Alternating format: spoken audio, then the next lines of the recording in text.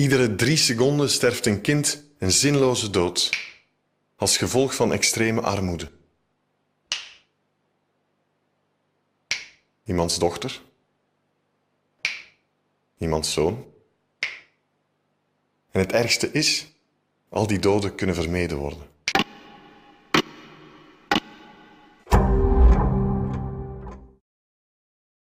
Een hele goede middag allemaal en welkom bij Studio TVL. Vanaf vandaag staan we elke maandag stil bij de millenniumdoelstellingen en zal het eerste half uurtje van Studio TVL dan ook het Millennium Moment heten. Elke maandag stellen we jullie voor aan een aantal Limburgers en ook wereldburgers die zich inzetten om tegen 2015 de millenniumdoelstellingen te halen. Maar wat zijn die millenniumdoelstellingen nu juist? In 2015 moeten honger en armoede in de wereld gehalveerd zijn. In 2015 gaan alle kinderen naar school. In 2015 hebben alle mannen en vrouwen dezelfde rechten. In 2015 is de kindersterfte fors gedaald. In 2015 is de gezondheid van moeders flink verbeterd. In 2015 is de verspreiding van HIV, AIDS, malaria en andere ziektes gestopt. In 2015 leven meer mensen in een duurzaam milieu. In 2015 werken rijke landen en ontwikkelingslanden meer samen. Dit zijn dus de 8 millenniumdoelstellingen die in 2000 werden vooropgesteld. Maar we zijn natuurlijk al 2012, de klok tikt verder. En we vroegen ons af of de mensen in de straat die millenniumdoelstellingen kennen. We trokken naar buiten en polsten even over de algemene kennis over de millenniumdoelstellingen. Millenniumdoelstellingen, oh. Nooit van gehoord. Millennium? Daar weet ik niks van. Dat heb ik nog nooit niet gehoord precies. Is dat geen 10 jaar geleden? Millennium? Ooit van gehoord, maar concreet kan ik niet zeggen. Nee. Gaat dat in verband met de CO-uitstoot? Het enige wat ik daarvan weet is dat het bij ons op school ophangt, dat het tegen 2015 is, met armoede te maken heeft. Millenniumdoel? Oh, daar heb ik nog nooit van gehoord. Wat willen ze of wat? Ja. Echt niet. Zie je dat? Ik loop. Wat jij dat eigenlijk? Nee, hè? Echt niet. Ik weet dat niet. Ah, nee, ja. Nee, hè? Waar is dat? Lekker schijgelierd zijn. Ik weet dat niet. Nee, niet bekend. Ja, je had eerst de Kyoto-doelstelling, maar dat is dan niet gehaald.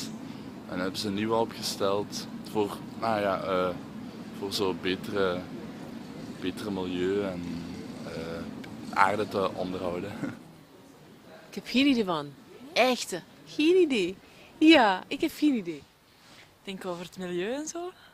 Maar wat juist? Geen idee. Nee. Oh, eigenlijk... Doelstellingen? Millenniumdoelstellingen. Ik moet zeggen, het is de eerste keer dat ik daarover hoor. Wat voor arme mensen zo, dat ze op dat moeten bereiken. 2015 kan dat. Zo de 10 of 15 doelstellingen. Nee, ik weet dat niet, ik heb er niet van gehoord. Armoede bestrijden, vrouwenrechten, zo van die dingen zo. Ik heb ze wel eens gelezen. Ja. Ja, hier en daar doet het dus wel een belletje rinkelen, maar toch is er nog wel wat werk aan de winkel. En de klok die tikt natuurlijk verder, dus we moeten er werk van maken. Elke maandag staan wij dus stil bij die millenniumdoelstellingen in ons Millennium Moment. En gaan we ook eens kijken hoe de stand van zaken is in een bepaald land. Vandaag beginnen we met onze voormalige kolonie Congo. Mbote na bino, kombo na ngeza Jérôme Mavakala, na botami na Congo. Na Congo, bana mibali so tokutani, topesa na kambote na mutu. Congo eza mboka kitoko pe mboka monene, etonda na nkita. Kasi bana ya Congo, bavandi kuna toza babola. Bato bazali kokufa na mbula tuku mitano na misato. Bana bazali kokufa tango nyonso. Bamama bazali kokufa pe tango nyonso. Vandaag dus Congo, waar we naartoe trekken. En mijn eerste gast moet ik dan ook op die manier begroeten. Goedemiddag, Jan Goossens. U bent directeur van Artsen zonder Vakantie. Wat doen jullie juist? Wij zijn een Belgische niet-gouvernementele organisatie en wij kunnen rekenen op een 600-tal artsen, vroedvrouwen, verpleegkundigen, kinesisten, laboranten, die tijdens hun vakantie op missie gaan voor ons, die wij naar ziekenhuizen sturen en waar zij zich richten in hoofdzaak op de opleiding van de lokale staf daar ter plaatse. Ja. En welke millenniumdoelstellingen hebben jullie voor opgesteld? Wel, het speerpunt van onze organisatie zit hem enerzijds in kennisoverdracht algemeen, maar er zijn 2 zaken die daar heel specifiek in terugkomen. En dat is dus de terugdringen van de kindersterfte en het terugdringen van de moedersterfte uiteraard. Ja, daarover gaan we het zo meteen nog hebben. Laten we eerst kijken naar een momentopname van het terrein zelf. Eens alle apparaten zijn aangesloten, wordt de keizersnede gestart.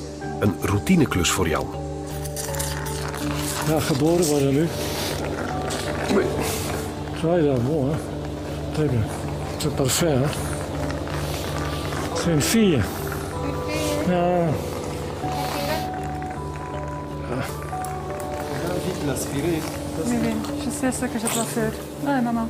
De keizersnede verloopt prima, maar Els merkt onmiddellijk dat het babytje moeilijk ademt. Er moet snel ingegrepen worden. 1, 2, 3, 1. On va contrôler. Pas encore. Je vais aspirer de nouveau. De seconden tikken weg en toch heeft de kleine nog steeds niet geademd. Allez, mettez le masque de nouveau. Bien fixer le masque ici. Tournez vers vous. Oui. Terwijl Els het kindje reanimeert, leidt ze ook nog eens een jonge vroedvrouw op. 5 fois. Pas trop vite. Pas vite comme ça. Encore. 1, 2, 3, 4, 5. Ok, je vais ballonner une fois. Je peux prendre la place.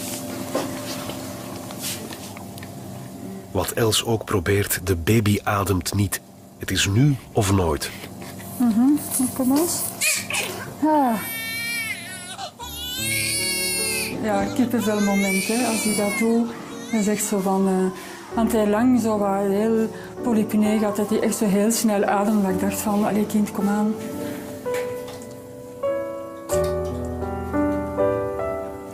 Ah, hij ouvre ses yeux.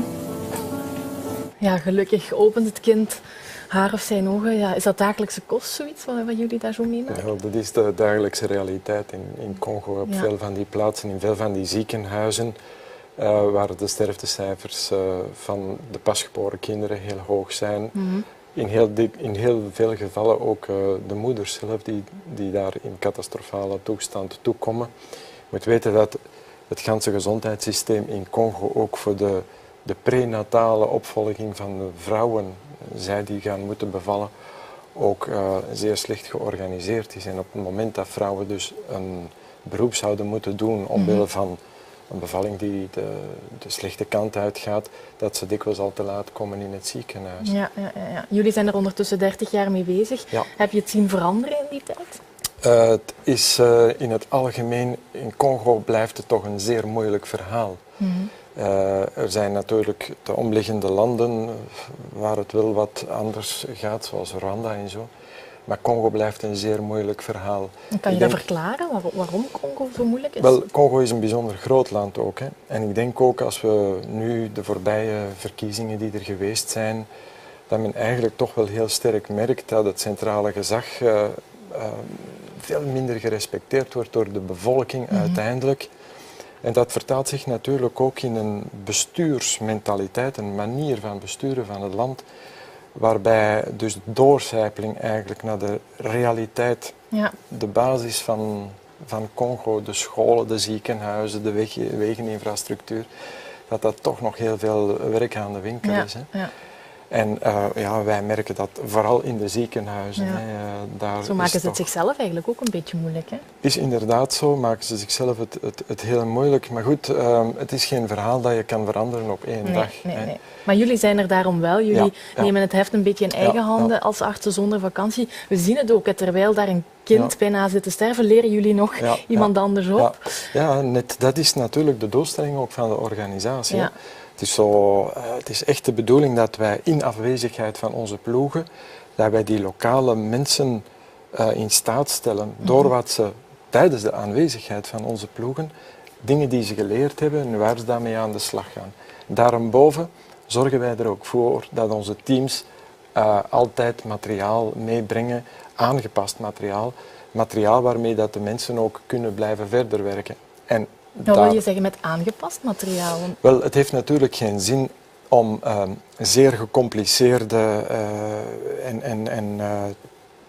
zeer technische toestellen of zo. Nee, dat soort zaken, dat is onzinnig natuurlijk. Maar goede basisinstrumenten, eenvoudige toestellen die van degelijke merken, die als ze al eens een keer in pan zouden vallen, waar we gemakkelijk vervangstukken en dat soort zaken voor kunnen vinden. Ja. En daarnaast proberen wij ook dingen te introduceren waarmee de mensen echt iets zijn. Ja. Bijvoorbeeld, in het geval van vroedvrouwen of van te vroeg geboren kinderen, het is onzinnig om hen daar couveuses te geven, omdat de meeste ziekenhuizen toch geen elektriciteit hebben. Daarom focussen onze vroedvrouwen, pediaters, gynaecologen zich meer op het introduceren van bijvoorbeeld de kangoeroe-methode, waarbij het kindje eigenlijk bij de moeder gehouden wordt. Hè. Ja. En dat zijn zaken die in afwezigheid van allerlei technische snufjes toch kunnen gebruikt worden en waarbij de overlevingskansen van de kinderen... Je moet ook de situatie daar bekijken. Hoe zit het daar met die millenniumdoelstellingen? 2015 komt dichterbij. Ze doen het niet zo heel goed. Wat moet er nog veranderen volgens jou? Wat kan er nog verbeterd worden? Wel, men weet nu al dat zeker voor de 8 millenniumdoelstellingen, dat voor met name Congo, dat men ze eigenlijk niet zal halen. Hè. Op zich zou ik bijna zeggen, is dat ook niet zo erg, omdat die landen met hulp van anderen nu eraan aan het timmeren zijn om de deadline een stuk te verleggen, zonder afbreuk eigenlijk te doen aan het intentionele van die millenniumdoelstellingen. Dus er wordt wel aan de weg getimmerd. Alleen zal het tijdsperspectief toch een eind achteruit moeten geschoven worden. En ik vind het is de taak van onze westerse wereld om dat blijven te steunen, dat ganse verhaal. Wat motiveert jou zelf om daar je blijven voor in te zetten? Het verschil dat je kan maken. Hè. De gekende boutade van het is maar een druppel op een hete plaat. Ja. Het is eigenlijk flauwekul. Ja, het is echt flauwekul. Ik vind dat het excuus is voor die mensen die er niks aan willen doen. Hè. Ja. En we hebben het ooit meegemaakt. De mensen binnenshuis bij ons die kennen het wel. In een gesprek waar een aantal mensen in een kring stonden over de druppel op de hete plaat, zei een Belgische arts van het gaat allemaal niet verhelpen, het is maar een druppeltje in de oceaan. En een van die artsen zei daar van dikwijls wat dat je doet voor die patiënt, voor hem is die druppel de oceaan. En dat was eigenlijk een heel mooie afsluiter van dat gesprek. Ja. Wat ik me dan afvraag, jullie steken daar jullie vakantie in, ga je ook ooit nog eens gewoon op verlof? Ja, absoluut. Het is en dan een gedeelte. Ook naar Congo of zo, of iets anders?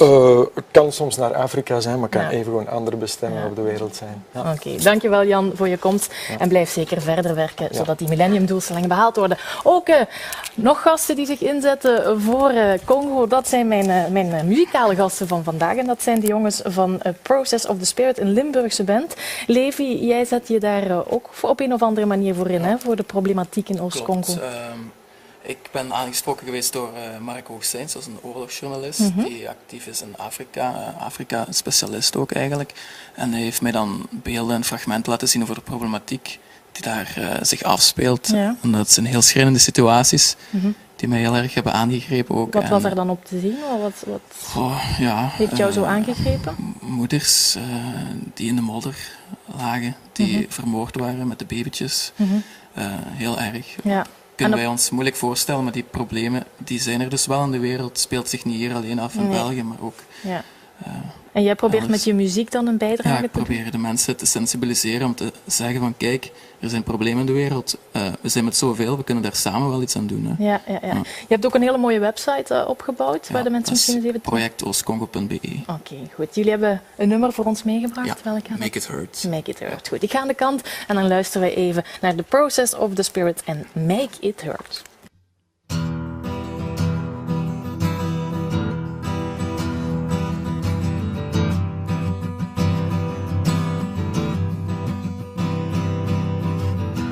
Carrying guns and I'm carrying bombs. Why are you running?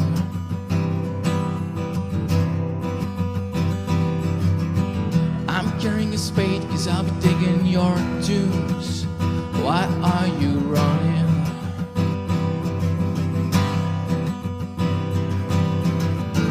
waiting for you, I'm looking for you. It's time for dying. Not your hair red, green or blue. You'd better start trying to get out of here. God might hate you, I will not. I'm a lot worse. God might break you, I will not. I wanted to hurt more. God might hate you, I'll incinerate you, incinerate you. God might break you, I will rape you, rape you.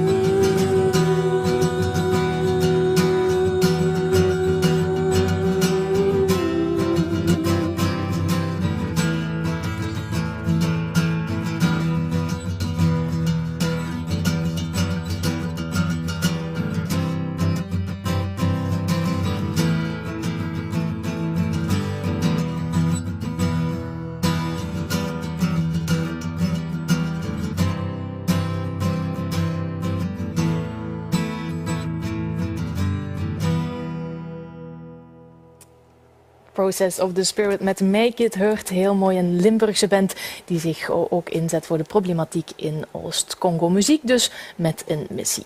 En die millenniumdoelstellingen die zijn natuurlijk niet alleen de problemen voor de regeringen en al die maatschappelijke organisaties. Ook wij kunnen onze bijdrage leveren.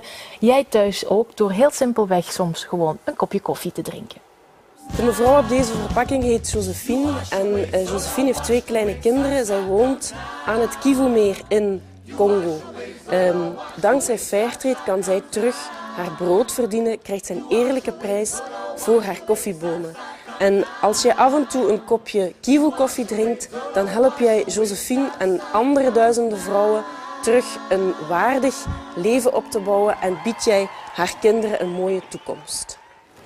Ja, heel eenvoudig, zo lijkt het wel, die koffie die we gewoon kunnen drinken. Mijn tweede gast komt ik regelmatig eens tegen in onze wandelgang hier van TV Limburg. Welkom Hans. Ik heb al meteen een tasje koffie ook voor jou, Jan, klaargezet.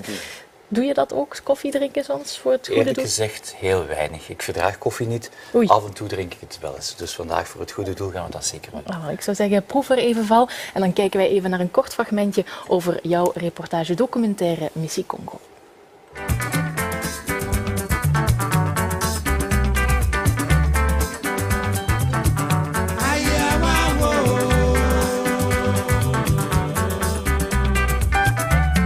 Monseigneur Maurice Prevoets is de stichter van Maison Gabriella, een opvangtehuis voor zwangere studentes en jonge moeders die studeren aan de Universiteit van Kinshasa.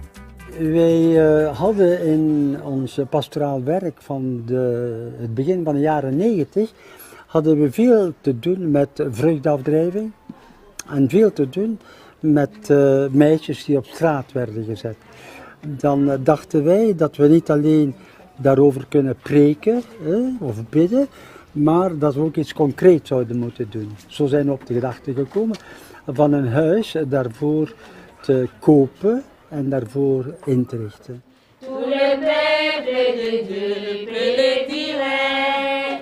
Rendez grâce au Seigneur car il est bon. Tu vas au cours, tu reviens. Après le cours, tu reviens. Il y a des couches à faire. Donc, tu dois faire la lessive de ton enfant. S'il faut préparer, il faut que tu prépares. S'il faut balayer la maison, tu fais dans le ménage. Ce sont les mamans aussi qui s'en occupent. Un bébé appartient à tout le monde.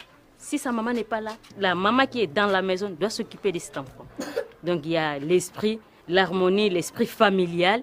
Parce que la réinsertion aussi c'est fait quand la maman est enceinte dans la maison, dans l'œuvre.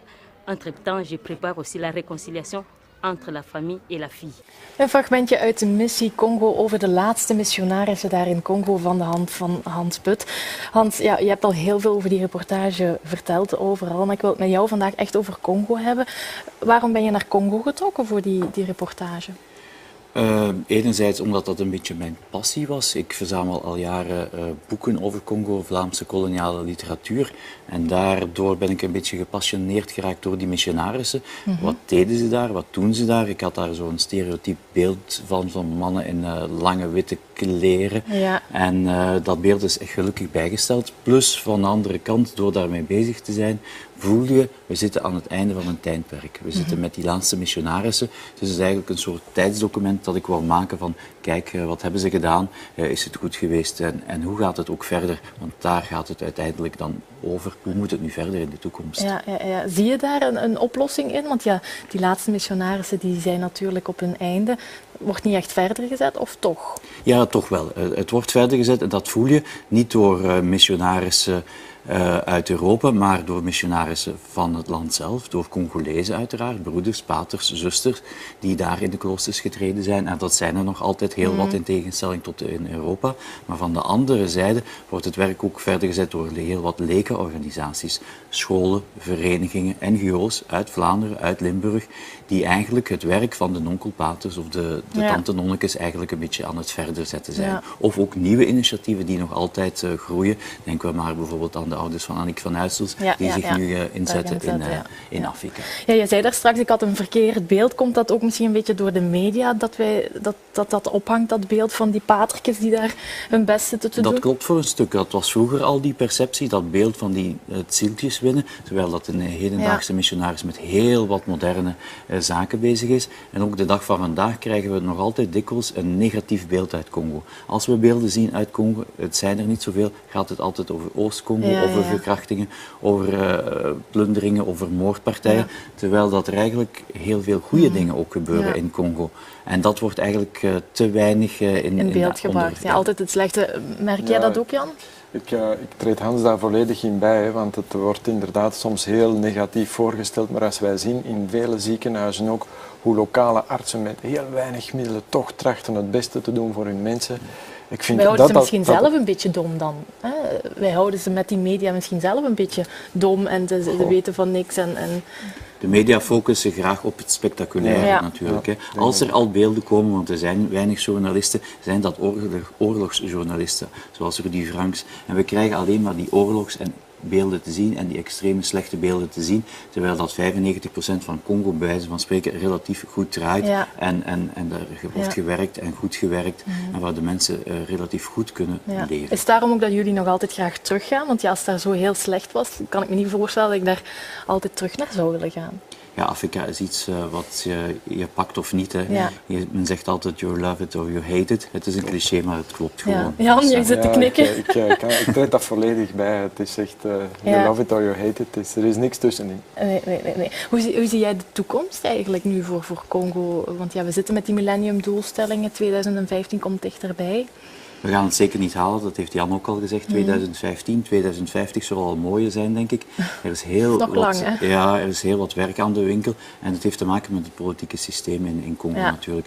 De Congolese staat investeert niet in haar land. Hier in België betalen we belastingen, heel veel belastingen, oké, maar het wordt goed gebruikt. Er worden wegen aangelegd, er worden scholen gebouwd, er is onderwijs. Maar in Congo gaat al het geld wat er geïnd wordt, whatever ook, gaat naar de familie van Kabila of de vriendjes. Het wordt niet geïnvesteerd in wegen, niet in scholen, niet in onderwijs. Dus het moet allemaal komen van NGO's, missieposten, of het nu katholieken of protestanten zijn of andere organisaties. Dus het land is grotendeels afhankelijk van die NGO's en van die liefdadigheidsinstellingen. En kunnen we daar niks aan doen aan die regering? Dat is een internationaal politiek spel natuurlijk. En Afrika is een complex gegeven, niet alleen Congo, maar gans Zwart-Afrika zit complex in elkaar en daar zouden we nog een half uur over kunnen doorpraten. Maar die tijd hebben we helaas niet. Aan jullie zal het alleszins niet liggen, jullie zetten zich meer dan in. Jullie hebben ook wat souvenirs meegebracht, allebei in de boeken gedoken, zie ik. Jan, wat heb jij meegenomen? Ik heb een boek bij van Richard Kapuscinski, een Pools journalist. Het is een boek dat zeer goed weergeeft het verschil in werelden Richard Kapuscinski heeft veel Afrikaanse landen rondgereisd en beschrijft daar dagdagelijks in wat hij tegenkomt. En voor mij was het vooral het treffende, het verschil in werelden. Ja, om eens even duidelijk te maken wat het is. En jij, Hans, want u staat Hans Puk in Congo. Ik heb er twee meegebracht. Eerst Onze Congo, het is een prentjesboek van Chocolat Jacques. Ja. Als kind al was ik gefascineerd door dat gekke Afrika of dat exotische Afrika. Ja. En dat is een boek dat iedereen van mijn generatie uiteraard kent en zelfs nu gegeerd is op de collectors-markt of collectors item. En het tweede is eigenlijk het boek Kuifje in Congo, maar dan in schilderijvorm.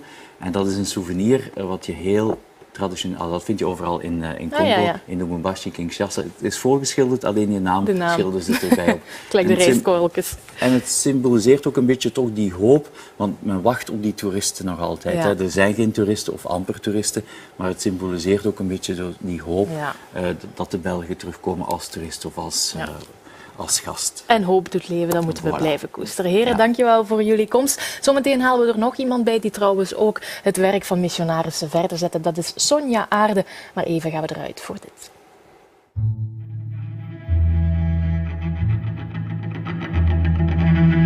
Elk jaar sterven vrouwen tijdens hun zwangerschap, de bevalling of vlak erna.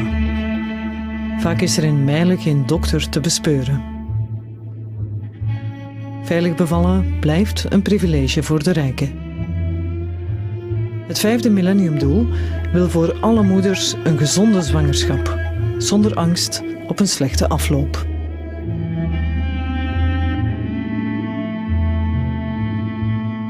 Een van die millenniumdoelstellingen waar we het elke maandag over zullen hebben in Studio TVL tijdens ons Millenniummoment. En een mevrouw die zich ook vooral veel inzet voor een van die doelstellingen te bereiken is Sonja Aarde van de VZW Kanyundo. Goedemiddag Sonja.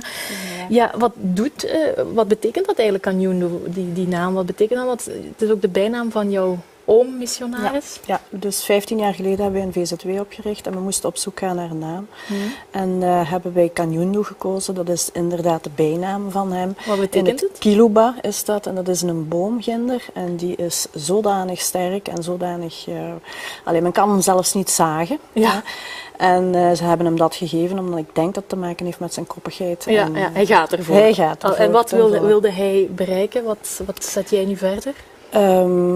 Hij werkt ginder al van 67, dus dat is al heel lang. Maar wij proberen eigenlijk zijn werk verder te zetten. We hebben 15 jaar geleden besloten om, als de witte ginder wegvalt, dat het toch niet op kan gaan, dat dan ook de steun aan de mensenginder wegvalt. En dat proberen wij verder te zetten, wat hij ginder eigenlijk doet. En op welke manier? Momenteel zijn we bezig in Kintu-Bongo een hospitaal te bouwen. En waar wij ook vooral in het kader van moeders- en kindersterfte toch ook gaan inzetten op pre- en postnatale volging. Ja, maar eerst is er natuurlijk die bouw. Doen zij dat dan zelf? Ja, dat doen zij volledig zelf. Natuurlijk met steun van hier. We hebben geld nodig om dat te maken. Maar de brikken bijvoorbeeld, die worden door hun gemaakt. Die worden door hun gezet. Ja. Cement komt dan van bij ons. Wij betalen dat, het komt van ginder natuurlijk. Ja, en jullie leren hen dan ook om te metsen? Dat kunnen zij zelf hoor. Daar hebben we eigenlijk niks om. Nee, dat gaat wel. Ja. En in de toekomst gaan jullie daar dus ook moeders proberen te helpen? Ja. Wat nodig is daar in de regio waarschijnlijk? Zeer zeker. En Kintu-Bongo is eigenlijk een heel afgelegen gebied in Upemba-meer. Ik weet, jaren geleden ben ik er geweest en ik heb toen over 120 kilometer 8 uur gedaan. Oh. Dus je kunt je voorstellen als je dan moet bevallen of als je moet, dat gaat gewoonweg niet. Dus is er besloten van daar een hospitaal te zetten. Ja. En dan de moeders eigenlijk ginder ook te leren van eerder naar de dokter te gaan en eerder meer prenataal en ook postnataal natuurlijk verder op in te zetten. Jan, ik zie jou alweer knikken. Ja, als je vergelijkt hier in Europa, moeders, vrouwen in zwangerschap, sterft van 1 op 15.000. In Congo is dat 1 op 16. Ja. Afrika 1 op 26, Congo 1 op 16. Dus er is nog heel wat werk aan de winkel. Dus je kan het alleen maar toejuichen dat er nog een ziekenhuis bijgebouwd wordt. Je hebt een pop bij. Ja, wat is dat? Waarom heb je die meegebracht? Wij zijn ook bezig met vrouwencoöperatie, vrouwenbewegingen in Luena en omgeving, dus ook in die dorpen daar rond. En wij zetten ook volle bak in op scholing. Dus mensen eigenlijk bijscholen en leren lezen, leren schrijven, leren naaien. Vooral vrouwen dan? Vooral vrouwen, mannen kunnen ook deelnemen, maar dit gaat vooral voor vrouwen, ja. Ja, en nemen zij dat aan? Zijn ze daar iets mee met al die dingen die je hun leert? Ja, natuurlijk. Zeker voor de vrouwen is het zeer belangrijk om ook zelf in hun dingen eigenlijk onderhoud te voorzien. Ja, dat ze op hun eigen manier toch hun gezin een beetje kunnen... Want je kunt het draaien en keren hoe je het wilt, maar in Congo, heel veel van de maatschappij wordt gedragen door de vrouwen. Hè. Ja? Dat is zo. Ja, dat is goed. Hè? Ja. Ze zijn daar niks zonder de vrouwen. Ja. Jullie hebben daar ook zelfs een radio waarmee jullie een boodschap willen de wereld insturen. Ja. Dus wij zetten volle bak in op opleiding en op vorming. En een van de middelen daarvoor is dus een radio die wij daar gebruiken. En die uitzendingen, 2 keer per week wordt er een uitzending gedaan door vrouwen voor vrouwen. En dus op zich is dat in Congo al heel uitzonderlijk. Dus hebben ze wel allemaal een radio dan? Ze hebben bijna eigenlijk allemaal een radio en daar wordt ook heel veel gebruik van gemaakt. Men vindt dat eigenlijk zeer belangrijk. Ja. Hebben jullie het zien evolueren nu sinds 2000 tot nu? Ik kan eigenlijk alleen maar zeggen in Congo dat het zeker niet vooruit gaat en eerder achteruit. En zeker in die achtergestelde gebieden.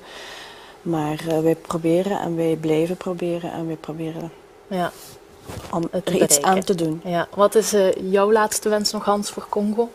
Ja, ik hoop dat al de mensen zoals Jan en Sonja zich blijven verder inzetten. Want ik denk dat dat nog lang zal nodig zijn, zolang als het politieke systeem in Congo niet verandert. Zolang als men daar zelf niet investeert in het land, blijft Congo afhankelijk van mensen zoals Jan en Sonja. Ja. En dat is belangrijk. En dat er geld blijft komen uiteraard vanuit Vlaanderen. Ja, blijft nodig. Jan, wat is jouw laatste wens nog? Ja, ik kan me alleen maar aansluiten bij wat Hans daarover zegt. Maar vooral ook, ik denk dat we elkaar moeten vinden in onze strijd tegen armoede. In het behalen van die millenniumdoelstellingen. Dat je veel organisaties dan kan bekomen dat 1 en 1 3 is. En dat is eigenlijk wat we ook moeten nastreven. Ja. En natuurlijk onze vrouw aan tafel mag ook nog iets zeggen. Ja, dat het beter gaat gaan. Hè. Dus wij proberen van hieruit ook. Wij verkopen hier dingen vanuit die vrouwencoöperatie. Dus die poppetjes worden daar gemaakt. Verkocht dan. En die worden dan hier verkocht. Dus wij betalen hun om die poppen te maken. De stof komt vandaar. Dus het is geen wax Hollandaise. Nee. En dan de winst gaat terug naar het project. Okay.